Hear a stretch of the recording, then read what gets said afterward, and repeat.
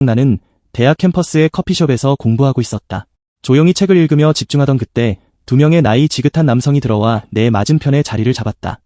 나는 원치 않은 방청객이 되었지만 곧 그들의 대화에 빠져들고 말았다. 한 남자가 아내의 이야기를 꺼냈고 자연스럽게 다른 남성에게도 그의 아내에 대해 물었다. 그리고 그가 들려준 이야기는 내가 평생 들어본 사랑 이야기 중 가장 아름다운 것이었다. 그는 깊은 숨을 들이쉬며 회상에 젖은 듯 조용히 입을 열었다. 형제여, 내가 그녀를 처음 본 게 21살 때였지. 방 한쪽에서 그녀를 보자마자 가슴이 뛰었어. 그 순간 난 알았어. 아무도 내게 말해주지 않았지만 내 심장은 이미 알고 있었지. 저 사람이 내 아내다.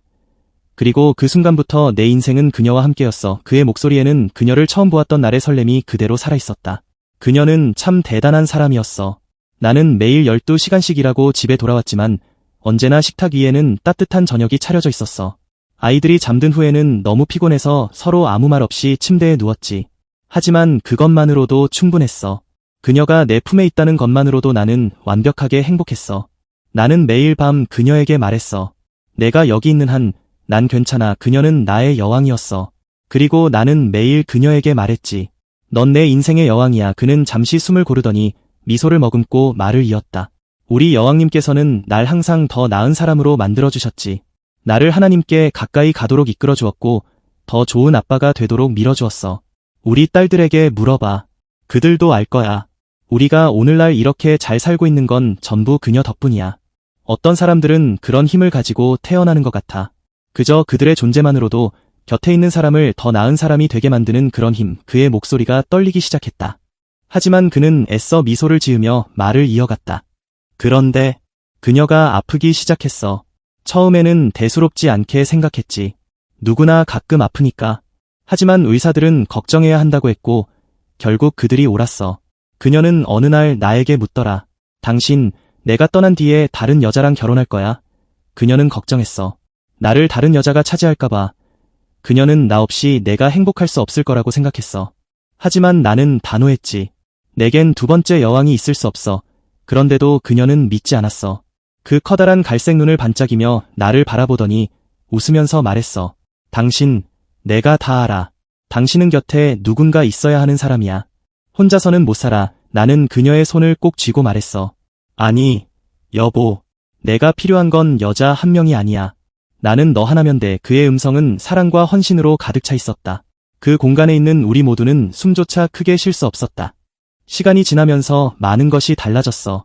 이제는 집에 돌아와도 차려진 저녁이 없었지. 대신 내가 일을 마치고 돌아오면 그녀를 침대에서 안아 올려 부엌 식탁으로 데려갔어. 내가 직접 저녁을 준비하는 동안 그녀는 앉아서 날 바라보며 이야기했어. 마치 아무 일도 없었던 것처럼 우리는 여전히 함께였지. 좋은 날에는 둘이 나란히 앉아 식사를 하며 미소를 지었고 서로 바라보는 것만으로도 행복했어. 하지만 힘든 날에는 그녀가 울며 사과했어. 미안해. 내가 해줘야 하는데. 하지만 난 언제나 말했어. 여보, 이게 내가 해야 할 일이야. 난 널 위해 존재해. 그의 눈가가 촉촉해졌다. 우리 모두도 마찬가지였다. 그녀는 점점 더 약해졌고 2년 동안 그렇게 병마와 싸웠어. 그리고 어느 날 결국 내 품을 떠났어. 우린 알고 있었어. 언젠가 이날이 올 거라는 걸. 하지만 막상 그날이 오니 마치 세상이 멈춘 것 같았어. 어제까지 내 곁에 있던 사람이 오늘은 없다는 게 믿기지가 않았어. 하지만 곧 깨달았지. 이제 그녀는 더 이상 아플 필요도 없고 힘겨운 치료를 받을 필요도 없다는 걸. 그녀는 자유로워졌어. 그녀는 이제 어디에서도 아프지 않고 그저 하나님을 찬양하며 평온하게 있을 뿐이야. 한동안 커피숍 안에는 고요함이 맴돌았다. 숨죽여 듣던 우리는 감히 이 순간을 깨뜨릴 용기가 없었다. 그런데 아직도 해결하지 못한 게 하나 있어. 그는 씁쓸하게 웃으며 말했다. 그녀의 물건들을 어떻게 해야 할지 모르겠어.